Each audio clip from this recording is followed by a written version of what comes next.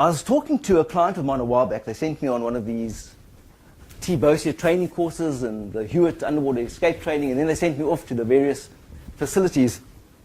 And I remember after talking at their gas hub, we were going to head off to one of their off-site oil rigs, and we were trucked out to the helipad, and we were waiting for the arrival of the helicopter. And the helicopter was a bit delayed, and the sun was fairly high in the sky. It was approaching midday, but it wasn't summertime as such. It was sort of April, May time. And everyone sort of piled out of the van and started chatting socially.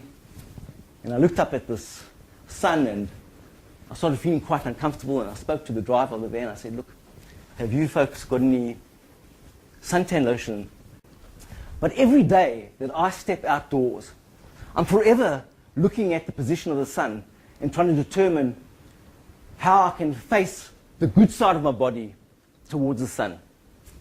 And it's exactly because I have a bad side that I'll never forget the night of the 11th of March, 1994. And instead of driving myself home, I was driven away from the factory. Not home. I wouldn't see home for weeks, and I wouldn't see work for months. And I never got undressed that night. My clothes were physically cut off my body.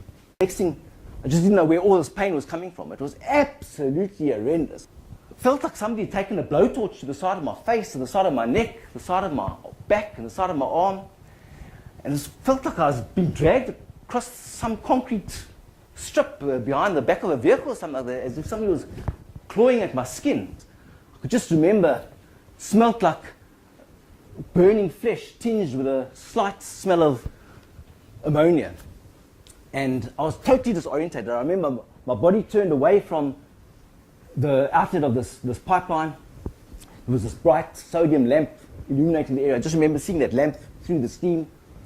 I just wanted to get out of there, but I didn't know where to go.